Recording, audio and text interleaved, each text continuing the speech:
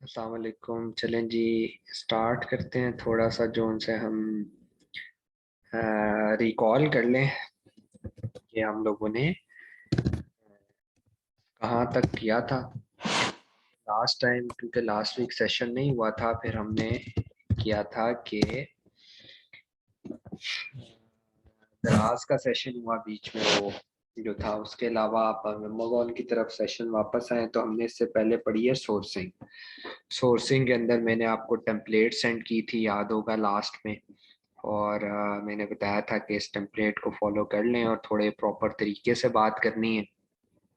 बड़ा ज़रूरी होता है तरीके से बात करना, प्रोफेशनल बिहेवियर। उस दिन भी मैंने बताया था कि आप लोग एक इंटरनेशनल लेवल के बंदे से बात करेंगे अली बाबा पे, तो इंटरनेशनल लेवल की गुफ्तगू आपने भी करना सीखनी है। ठीक है। अच्छा, उसके अलावा हम थोड़ा सा अपने सारे, जहाँ तक हम यहाँ तक आए हैं, सारे को रिकॉल कर लेते हैं।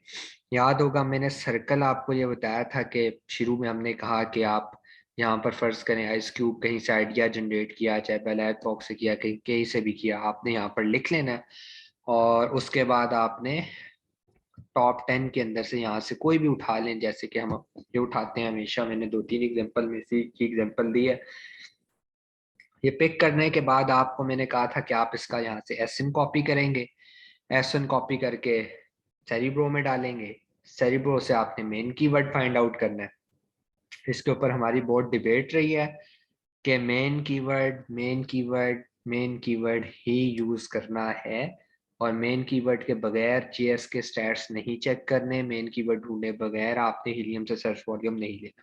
तो सेरिब्रो से जिस वक्त आपको मेन कीवर्ड मिल जाएगा अगर आप लोग प्रैक्टिस कर रहे हैं तो आप लोगों को पता होगा, वरना प्रैक्टिस करें, क्योंकि मेरे बोलने से कोई फायदा नहीं होगा जब तक आप अपनी उंगलियों से खुद नहीं करेंगे। ठीक है, चाहे जितना मर्जी अच्छा मेंटोर हो, गाइड हो, टीचर हो, गाइडर हो, कोई भी हो, नहीं करवा सकता आपको ये जब तक आप अपनी उंगलियों से खुद नहीं करेंगे।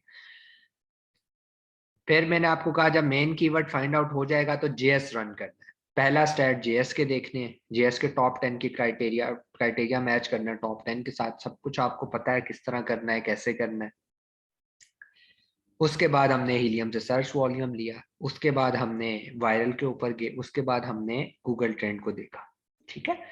अब यहाँ पर आप लोगों के ख्याल से हंटिंग कंप्लीट हो जाती है।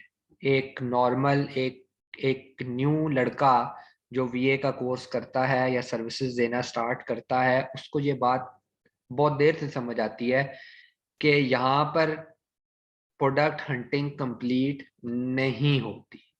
मैं आप सबसे एक सवाल करता हूँ, जितने लोग बैठे हो, मैं आप लोगों को कहता हूँ यार एक प्रोडक्ट है, उसके स्टैट्स बहुत अच्छे हैं, उस पर रैंकिंग करना बहुत आसान है, उसके रिव्यूज बहुत कम है, उसके सर्च वॉल्यूम बहुत ज्यादा है, उसके रिव्यूज हम कंपिटिटर को जो चूज करें बहुत अच्छा है, ब्रांड डोमिनेंसी नहीं है उसके अंदर। यार अहमद भाई, डेट फर्स्ट अवेलेबल जो है ना वो भी बहुत पुरानी है, मतलब ये आइटम तो है ही है, ये चीज देगा, ये फाड़ देगा, इतना अच्छी। लेकिन अगर वो आपको पैसे नहीं कमा के दे रहा तो क्या इन्वेस्टर उस पर कोई पैसा लगाएगा? अगर वो नहीं। अगर हाँ, सिंपल, अगर वो 10 रुपए की चीज है और प्रॉफिट आपको आधा रुपया भी नहीं दे रही, स्टैट्स उसके बेशक अच्छे हैं, कौन सा इन्वेस्टर लगे? देखिए, इन्वेस्टर के लिए एक स्टैट बहुत कीमती है, जिसको हम कहते हैं प्रॉफिट मार्जिन। कल को आपके पास बंदे आएंगे, वो आपसे ये नहीं कहेंगे कि, जो इन्वेस्टर है, जो टेक्निकल बंदा है ना, वो तो सारे स्टैट्स देखता है। इन्वेस्टर आकर, इन्वेस्टर को आप समझाएंगे ना, कोई भी समझाएगा कि सर ये है वो है, अमेज़न इंटरनेशनल मार्केट है, जेफ बेजोस दुनिया का अमीर तरीन बंदा रहा है, ये है। यार यकीन करें, आधे घंटे के बाद वो आपको सिर्फ एक सवाल पूछेगा, पैसा कितना कमा कर दोगे? प्रॉफिट मार्जिन क्या? That's all. एक इन्वेस्टर के जहन में, मैं अपने वालिद साहब की एग्जांपल आपको सुनाता हूँ। मैंने सैंपल मंगवाए, मैंने अब्बू को दिखाए, अभी पिछले दिनों की बात है, मैंने दिखाए, दोनों को दिखाया, ये चाइना से आया है, ये यूके से आया है, ये हम भेजेंगे इसमें। यकीन करें, आधे घंटे की डिबेट जब उनका चाय का मग खत्म हुआ तो उन्होंने मुझसे कहा इसमें पैसा कितना बचता है? Investor is always investor. ठीक है। सो जब तक आप एक प्रोडक्ट के स्टैट्स देख के अपने आप को वायरल लॉन्च से, गूगल ट्रेंड से जब लेकर आते हैं और आप सेटिस्फाई हो जाते हैं, आपका आपका दिल सेटिस्फाई हो जाता है कि नाउ ये स्टैट जो है ना ये जाने वाला है, इसकी तरफ जाया जा सकता है, बहुत अच्छा है। उसके बाद आपने एक स्टैट और फाइंड आउट करना है जिसको कहते हैं प्रॉफिट मार्जिन फाइंड आउट करना।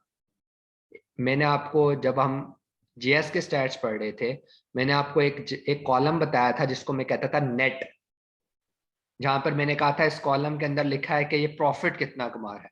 और मैंने उस टाइम भी आपको समझाया था कि ये कभी भी सही नहीं लिखा होता, ना ही वहां फीस के कॉलम में फीसेस सही लिखी होती। तो मैंने नेट आपको एग्जांपल देकर समझाया था कि आप कोक की फैक्ट्री में जाएं और उनसे पूछें यार एक बॉटल पे कितने पैसे बचाते हो, वो बताएगा? कभी भी नहीं बताएगा। कोई बंदा नहीं बताता मैं कितने पैसे बचा रहा हूँ। एक मजदूर आपको सही से नहीं बता रहा होता, आप जाए ना उससे कहें भाई दिहाड़ी कितनी चल रही है, अगर वो कहीं काम लगा है तो आए बाएं शाएं करने की कोशिश करे। मैं आपको अपनी फील्ड की एग्जांपल दे रहा हूँ। तो कोई भी नहीं बताता पैसा कितना कमा रहे हो। सो ये, और अब जरूरी भी है, जरूरी भी है ना।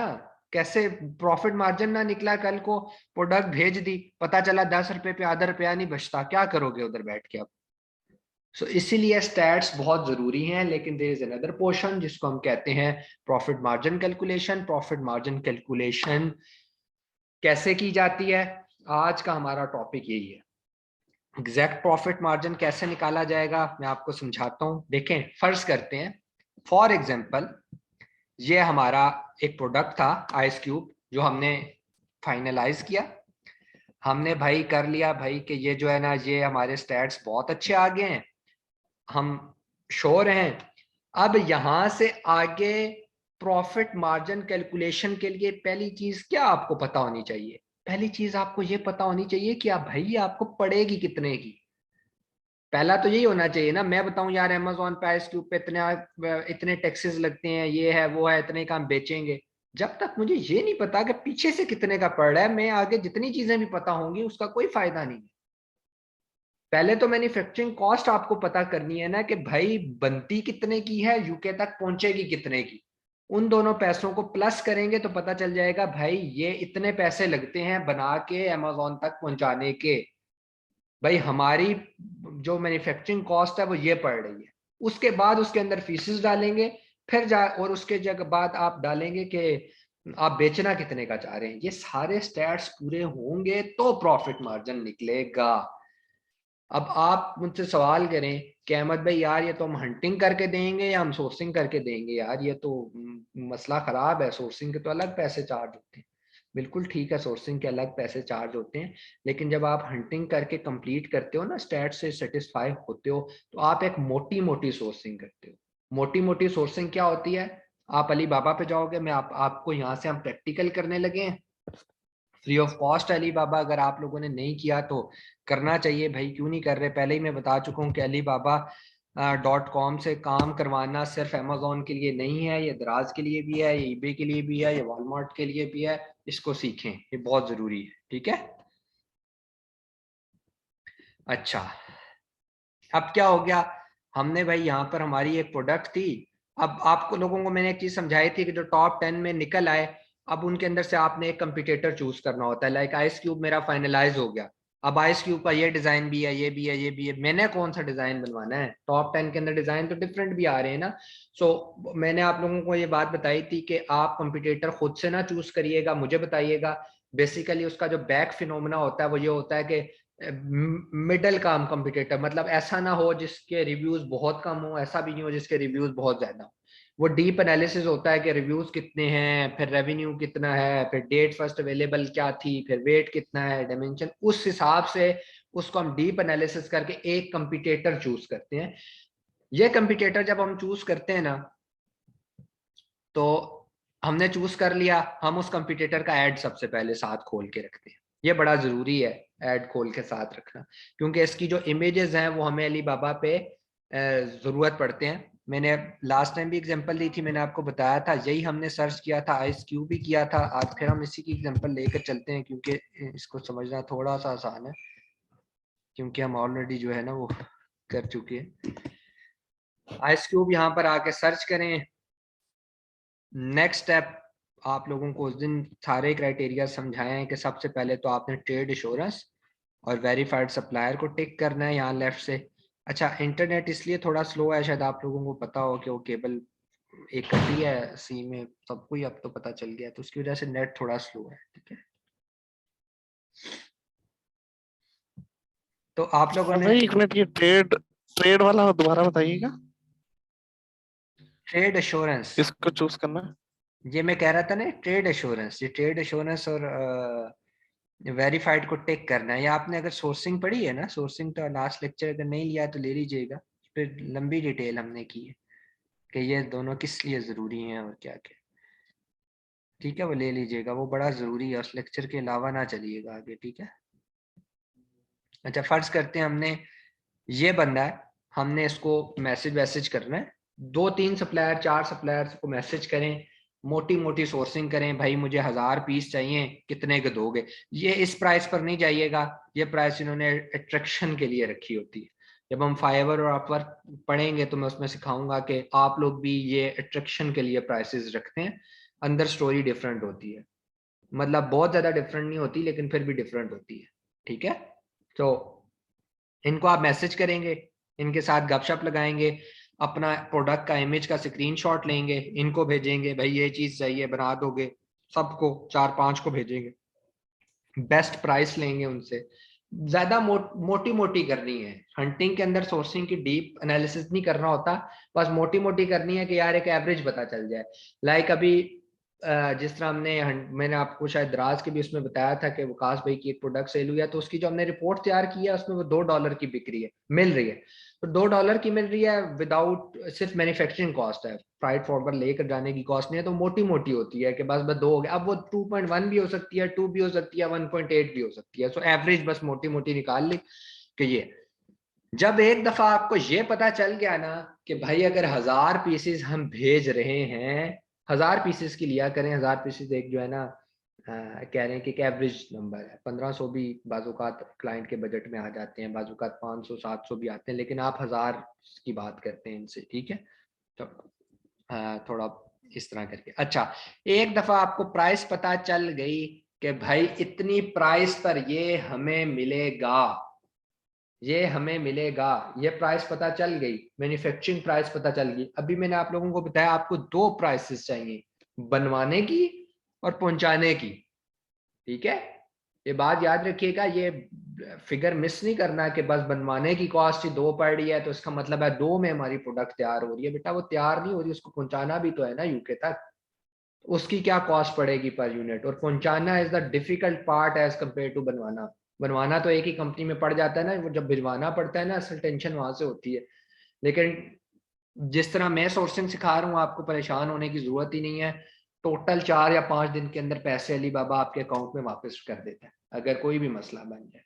ठीक है, ये मतलब गिवन डेज के ऊपर आपकी प्रोडक्ट नहीं पहुंचे ना तो 5 7 दिन का ग्रेस टाइम देता है सप्लायर को या फ्राइट फॉरवर्डर को, जो भी बंदा है उसको, और अगर वो नहीं पहुंचाते तो फिर आप उसको क्लेम कर देते हो केस बना के। ठीक है, तो मिल जाते हैं, उसका मसला नहीं होता। अच्छा, यहाँ तक आप पहुंच गए। अब आप लोगों ने क्या करना है, एक फॉर्म फिल करना है जो अमेजोन ने खुद दस्तयाब किया हुआ है, फ्री ऑफ कॉस्ट है, अमेजोन ने खुद दिया हुआ है, उसमें मेरा आपका इंडिया का चाइना का कोई ताल्लुक नहीं है, ना इवन किसी गवर्नमेंट का कोई ताल्लुक है। ये इसलिए उन्होंने एक कैलकुलेटर है, ये इन्होंने इसलिए कैलकुलेटर दिया हुआ है क्योंकि जब इसकी फीसेस अप एंड डाउन होती हैं, फर्ज करें कि फीसेस आ गई हैं जनाब, पहले उनकी किचन की कैटेगरी पे वो 15% पर यूनिट काट रहे थे जब होता था, अब शायद वो 10% काट रहे हैं, अब शायद 18, तो वो ऑटोमेटिकली जो फ्लक्चुएशन है ना वो चलती रहती। ये भी मैं आपको लिंक भेज दूंगा, ये 4 5 लिंक ओपन हो जाते हैं, इनके अंदर से जो आपने है ना वो सही वाला निकालना है, वो मैं बताता हूँ सही वाला कौन सा है। ये नहीं है यार,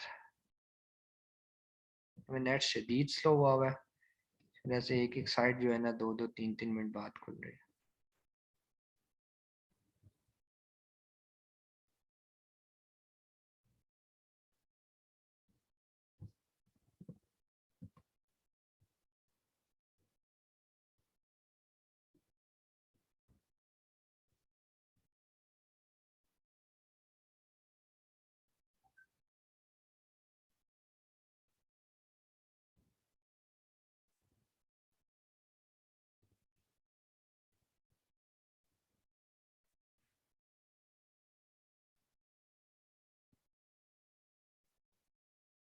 सुपर स्लो हुआ है इंटरनेट।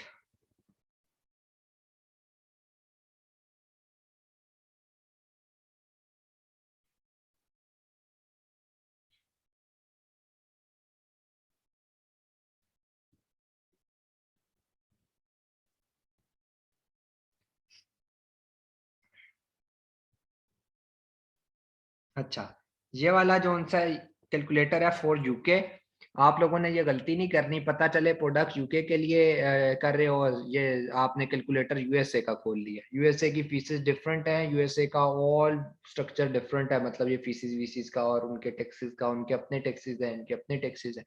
अच्छा, ये आपने कंटिन्यू एज अ गेस्ट करना है, यहाँ पे क्यों नहीं कर रहा,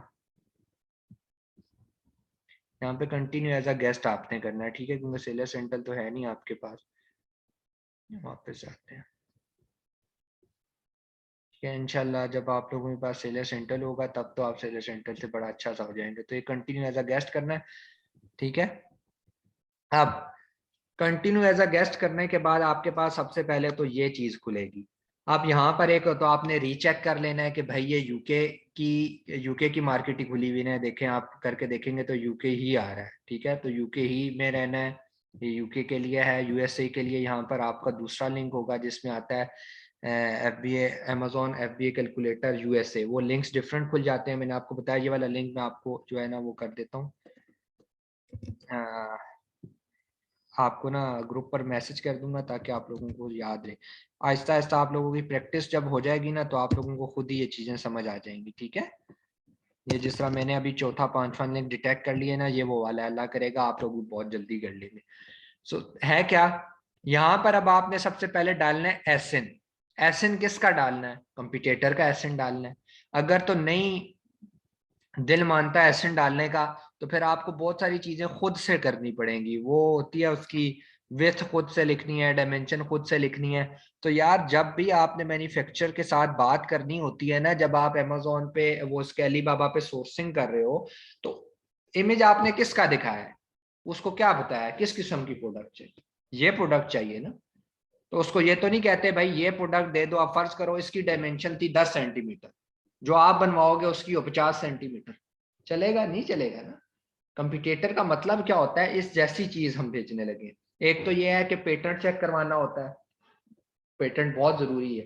प्रोडक्ट आप सेल आउट कर देते हो कोई नहीं चल जाता है, लेकिन पेटेंट बाद में एक्चुअल सोर्सिंग से पहले पेटेंट चेक करवाना होता है। वो फिलीपाइंस की एक कंपनी है, हम उनसे करवाते हैं। जब कभी आप लोगों ने करवाना होगा तो आप मुझे बताएंगे, मैं पेटेंट चेक करवा के प्रॉपर रिपोर्ट्स हैं वो भेजी जाती हैं। कोई एरे गैरे से हम लोग नहीं करवाते, उसकी वजह ये होती है कि यार अगर एरे गैरे से करवाएं तो गलत, एक दफा पेटेंट की रिपोर्ट गलत आ गई, हमने सब कुछ कर दिया, कल को पता चले पेटेंट है तो इन्वेंट्री डूबने का खतरा होता है, बहुत ज्यादा खतरा होता है, ठीक है। अमेजोन पे एक बात आउट ऑफ द कॉन्टेक्स्ट बता रहा हूँ, अमेजोन पे नुकसान के दो ही जगह हैं जहां पर आपको नुकसान, एक ये कि चाइना से चली प्रोडक्ट और यूके पहुंची नहीं है, ठीक है, इसमें टेंशन नहीं होती। अली बाबा से जिस तरह किया उस तरह अगर मैं बताऊंगा, मेरे कहने पर चलेंगे, कोई मसला नहीं है, लेकिन एक ये चीज होती है दूसरी टेंशन ये होती है कि प्रोडक्ट पेटेंट निकल आए, भेज भी दिया और वो डिजाइन जो उनसा है ना वो कॉपी हुआ, वो क्लेम कर देंगे तो फिर आपकी इन्वेंट्री ज़ाया होती है। तो ये इन दोनों चीज़ों से बचने के लिए पेटेंट चेक करवाना पड़ता है, और हम तो 2-3 दफ़ा चेक करवाते हैं। सस्ता सा चेक होता है, एक दफ़ा सोर्सिंग के स्टार्ट में करवाते हैं, एक दफ़ा प्रोडक्ट जिस टाइम पे मैन्युफैक्चरर को ऑर्डर देने लगते हैं उस जगह पे फिर करवाते हैं, ठीक है। अच्छा, और हाँ एक और चीज़ कि पेटेंट को डीपली अगर आपने देखना हो ना तो आप ये चीज़ गौर करिएगा, जो कंपटीटर आप चूज कर रहे हैं ना उस जैसा डिजाइन बेशक कोई 10वें पेज पे भी सेल कर रहा है ना, लेकिन कर रहा है, मतलब वो अकेला नहीं कर रहा, 4-5 और लोग भी कर रहे हैं, उनके स्टोर्स के नाम देखें, उनकी ब्रांड्स के नाम देखें, उनकी प्राइसेस देखें, खुद ही समझ लग जाएगी। अगर तो 4-5 लोग कर रहे हैं फिर तो पेटेंट हो ही नहीं सकता ना, फिर चांस बहुत कम हो जाता है। लेकिन अगर वो एक को एक है तो फिर पेटेंट होने का ज्यादा चांस बन जाता है, ठीक है, कि भाई ये एक को एक कर रहा है तो शायद चांस है। तो इस तरह के डीप एनालिसिस भी पेटेंट पर होते हैं। चलें, सर मुझे नहीं समझ आई पेटेंट क्या है।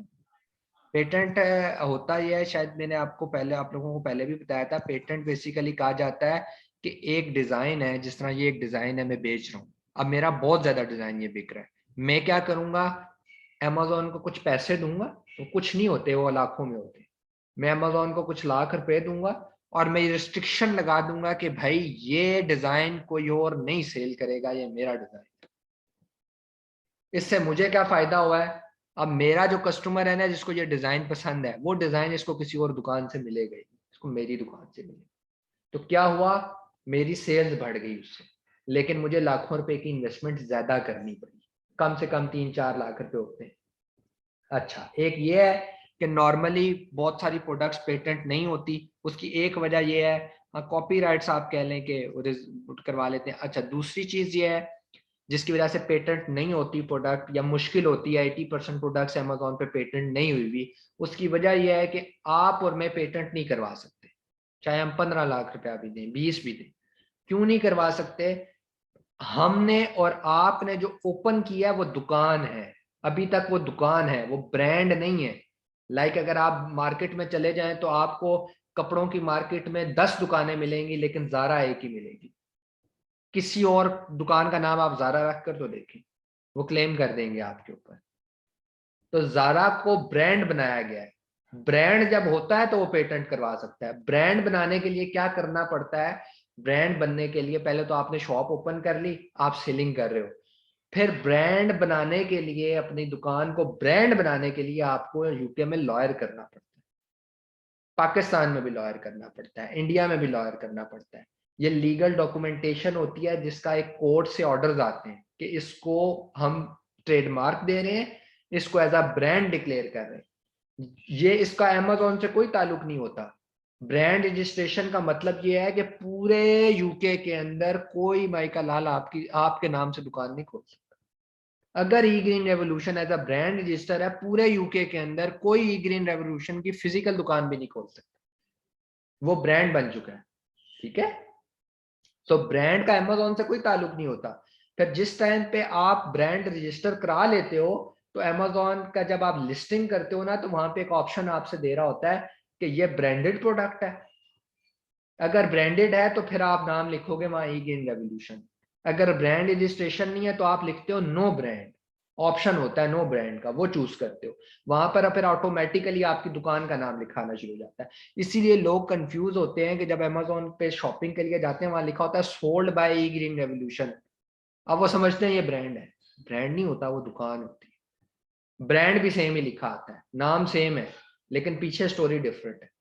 इसीलिए अपने डिजाइन को पेटेंट करवाने के लिए आपकी दुकान होना जरूरी नहीं है, आपका ब्रांड होना जरूरी है। ब्रांड होगा तो ऑटोमेटिकली दुकान होगी। ठीक है, तो ये रिस्ट्रिक्शंस हैं कि जिसकी वजह से 80% लोग अमेजोन पे पेटेंट नहीं करवाते।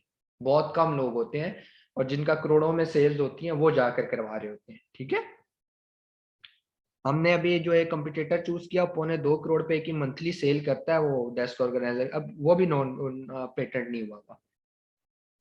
ठीक है, सो पेटेंट बहुत कम होते हैं, लेकिन हमारी जो होती है ना, वो ऐसा हो भी जाता है 100 में से एक दफा ऐसा कोई चीज निकल भी आती है। अल्लाह माफ करे, बस बात कहाँ की कहाँ चली गई, हम क्या कर रहे थे। लेकिन प्रैक्टिकल वर्ल्ड में बात करूं तो मेरे एक दोस्त थे, उनकी 3 प्रोडक्ट्स लॉन्च हुई हुई थी एक अकाउंट में। उन्होंने अपने दोस्त की एक प्रोडक्ट लॉन्च किया उसी अकाउंट के नीचे, और वो पेटेंट निकल आई, अमेजोन ने पूरा अकाउंट डीएक्टिवेट कर दिया। जो 3 थी ना, वो भी गई काम से, क्योंकि अकाउंट डीएक्टिवेट हो गया। उस दुकान के अंदर, फर्ज करें वो दुकान ही बंद कर दी, अब उस दुकान के अंदर 3 और आइटम भी थे उसके अलावा, वो जीरो हो गए। मिनते तरले करके जुर्माना 50-60 हजार रुपया दिया, उसके बाद उसकी डीलिस्टिंग की है, मतलब वो वाली प्रोडक्ट को निकाला है दुकान से, फिर जाके वो लिस्ट हुई है। तो इन्वेंट्री तो ज़ाया होगी ना। तो इसलिए पेटेंट पता करना बहुत ज़रूरी होता है, और ये इतना महंगा नहीं होता। ये तकरीबन मेरा ख्याल है $30 या $28 की फिलीपाइंस की कंपनी करके देखती है चेक, तो ये मेरा ख्याल है नथिंग। आप $12 की इन्वेंट्री बनवा रहे हो, उसके आगे $20-25 क्या चीज़ होते हैं, $30 के। वापस आते हैं काम की तरफ, बहुत लंबी है गुफ्तगू चलेगी उस साइड पे। सो आपने क्या करना होता है, डेफिनेटली अगर आपने यहाँ पर इनको एसन नहीं देना, तो आपको मैनुअली ये चीजें फिल करनी पड़ती हैं। कुछ चीजें होती हैं वो मैनुअली फिल करने की जरूरत नहीं है, चुप करके इसका एसन उठाएं। मैनुअली कौन सी चीजें होती हैं, मतलब प्रोडक्ट की डायमेंशन क्या है, साइज क्या है, ब्ला ब्ला ब्ला। तो जब आप सोर्सिंग कर रहे होते हो तो भाई डेफिनेटली आप उसको वो देते हो ना, हाँ, डायमेंशंस बताओगे अपने अपने मैन्युफैक्चर को, उसका साइज बताओगे, उसका वेट बताओगे, तो वो निकालने के लिए आप कंप्यूटेटर का ही देख, डेफिनेटली कंप्यूटेटर का मतलब है आप इसकी कॉपी कर रहे हो। तो इसका कहाँ से निकलता है, यहाँ नीचे जाकर लिखा होता है, ठीक है, मैंने आप लोगों को बताया था। यहाँ नीचे आप जाते जाएं तो यहाँ नीचे जाकर लिखा होगा इसका,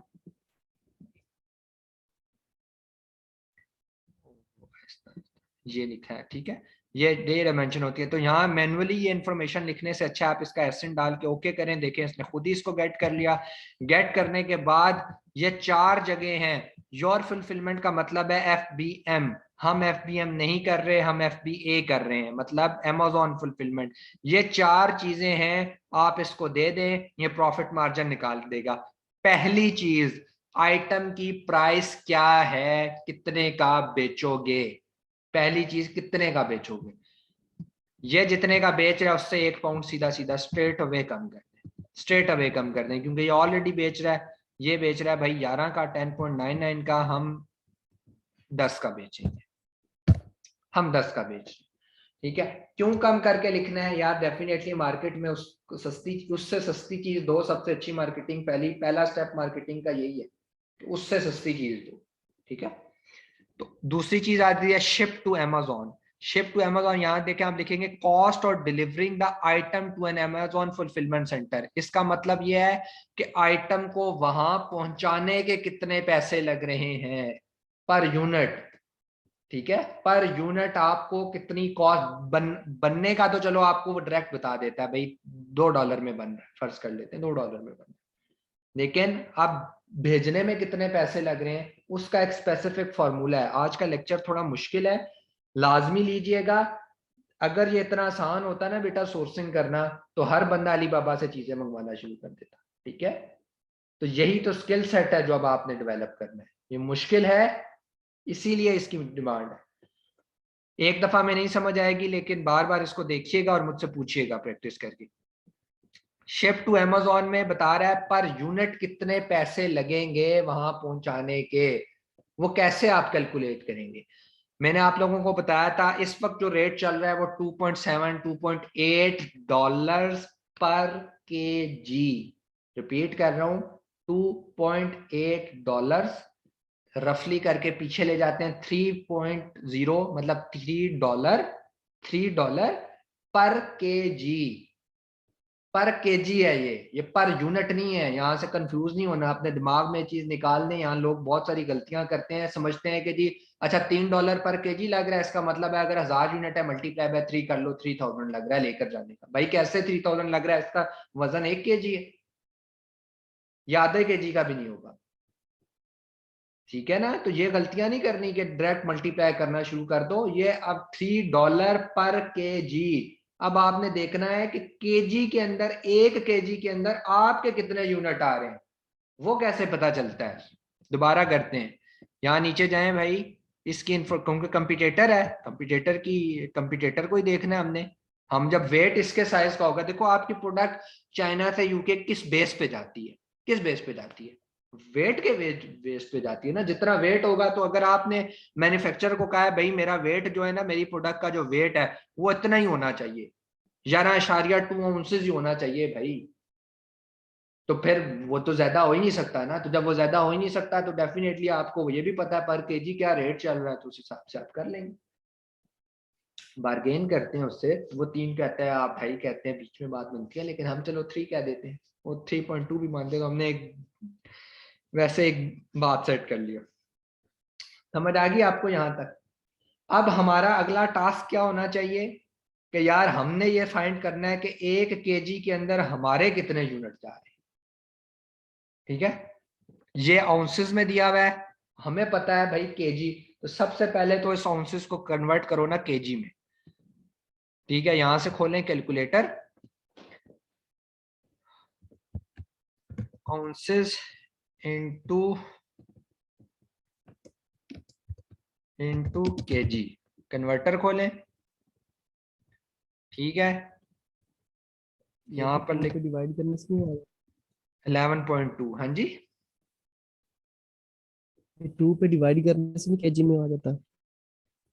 वो LB होता है, ये गलतियां नहीं करनी, वो एलबी है, मैंने आपको बताया था वो एलबी है जिसको डिवाइडेड बाय 2 करते हैं। वो भी अगर ना समझ आ रहा हो तो यहाँ से आप कर लिया करें, एलबी इंटू जो भी लिखा है। तो ये आउंसेस है, इसी तरह पाउंड्स भी होता है, ये डिफरेंट यूनिट्स होते हैं, ठीक है।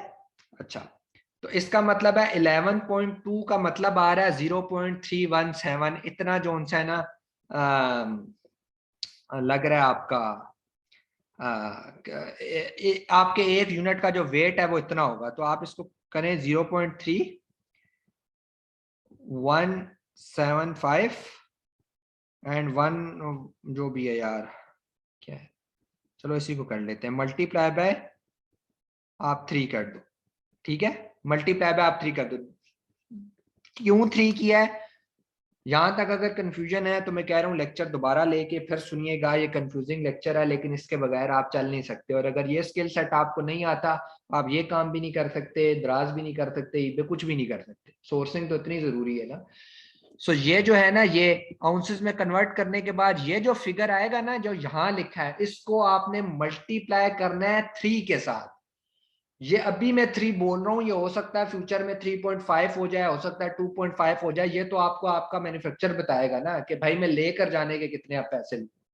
तो मल्टीप्लाई बाय 3 जिस टाइम पर करेंगे ना, मतलब जो उसने रेट दिया होगा पर केजी का, उससे मल्टीप्लाई करेंगे तो ऑटोमेटिकली आपको डॉलर्स में कीमत पता चल जाएगी कि आपका पर यूनिट चाइना से मैन्युफैक्चरिंग के बाद उठा के कवेंट्री सिटी अमेजोन के वेयर हाउस तक बेटा इतने पैसे, इतने डॉलर्स में पहुंच रहा है। तो अगर इसको कन्वर्ट करें तो ये 0.9 बन रहा है। तो अब अगर आपको समझ लगी है सारी कहानी, तो यहाँ पे आपने लिखना है 0.9। और यहाँ पर फिर जो तीसरी चीज है एवरेज इन्वेंटरी यूनिट, हमने पर यूनिट प्रॉफिट देखना है, इसीलिए हम इसको 1 ही लिख रहने देंगे। अब cost of the product I है कि भाई आपको बन कितने की रही है। तो कुछ लोग कंफ्यूज होते हैं यहाँ पर भी, क्योंकि ये बहुत कंफ्यूजिंग चीज है। लोग कंफ्यूज होते हैं, लाइक एक पेन है, लोग लिख देते हैं यहाँ पर मुझे पेन इतने का बनता है, इतने का पड़ रहा है। बेटा ये वो नहीं पूछ रहा, ये पूछ रहा है डब्बे में पैक होने तक कितने का पड़ रहा है, रेडी होने का, लोगो लगने का, यूपीसी कोड लगने का, ये सारी चार्जेस कैलकुलेट करके बताओ कि तुम्हारा डब्बा कंपनी से उठा के यूके तक लेकर जाने के लिए तैयार है कितने पैसों में। ये दिस इज द पॉइंट। तो ये नहीं करना कि सिर्फ जो है अगर पेन है तो बस पेन की कीमत यहाँ लिख दी, बाद में पता चला ओ शिट यार प्रॉफिट मार्जिन तो गलत कैलकुलेट कर दिया। आप डब्बे के चार्जेस भी इंक्लूड करो, आप लोगों के चार्जेस भी इंक्लूड करो, आप यूपीसी के चार्जेस जो प्रिंट करके देगा वो भी इंक्लूड करो। तो ये आपने उसके साथ जब बात करनी होती है तो ये सारे इंक्लूड करके आप बात करते हो, ठीक है। तो यहाँ पे आपने डालना है कॉस्ट ऑफ द प्रोडक्ट। हम यहाँ से एक रफली आइडिया ले लेते हैं, अली बाबा से कितने का यार पड़ रहा था, देखते हैं अगर खुल जाता है, क्योंकि एक भाई इसके ऊपर ओरिजिनल यानी जो हमें प्रोडक्ट की कॉस्ट पड़ी है वो ओरिजिनल लिखनी है या कम कम लिखनी है? नहीं ओरिजिनल कम क्यों लिखनी है, कम तो सिर्फ बेचने की कॉस्ट लिखनी है कि 1 पाउंड कम करना है, जितने की पड़ रही है वो तो उतनी लिखनी है ना, तभी तो एक्यूरेट प्रॉफिट अच्छा निकाल कर देगा। अच्छा ठीक। ये देखें, ये कह रहा है हम 0.28 से 1000, ये 0.5 हम लगा के फर्ज करें निकाल लेते हैं, ये एक रफली एस्टिमेट है, हम 0.5 में कह लेते हैं, हमें तैयार हो रहा है।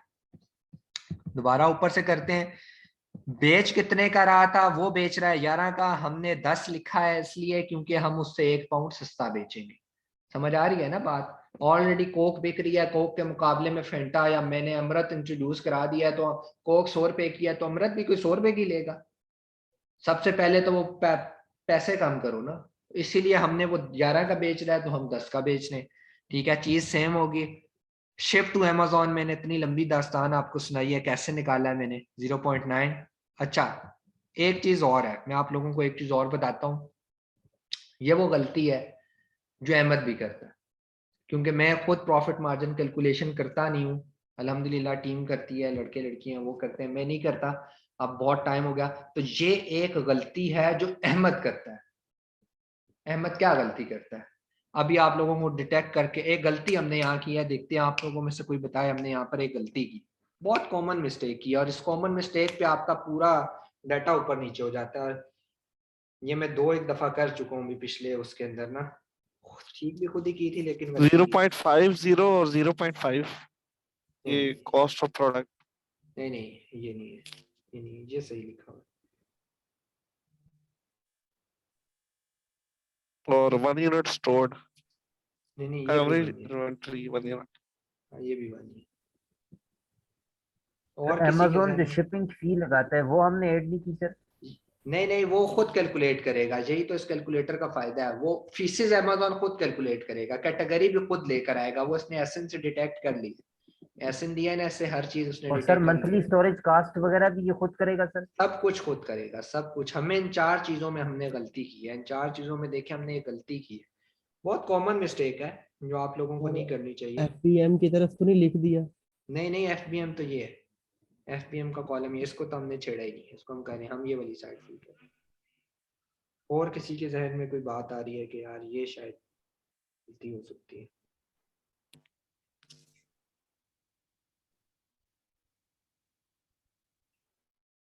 चलिए मैं आपको बताता हूँ नहीं कि क्या सर, आप खुद ही बता दें। देखिए मैं आपको मजेदार बात बताता हूँ, यही तो नहीं करना। आइटम प्राइस लिखी है 10, वो बेच रहा है 11 की। वो कितने की बेच रहा है? 11 की। हमने कितनी लिखी है? 10। What is the unit? The unit is pound. Pound and pound. ये मैंने कैसे डॉलर में लिख दिया? इसको मैंने पाउंड में नहीं कन्वर्ट करना।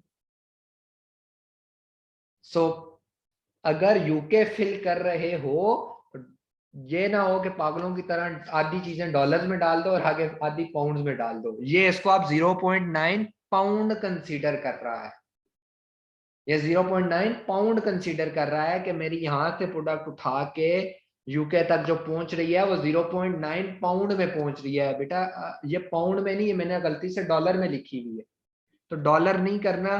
0.9 अब यहाँ पे कन्वर्जन करो सबसे पहले कि 0.9 जो डॉलर है वो कितना पाउंड बनता है। समझ आइए आपको ये चीज?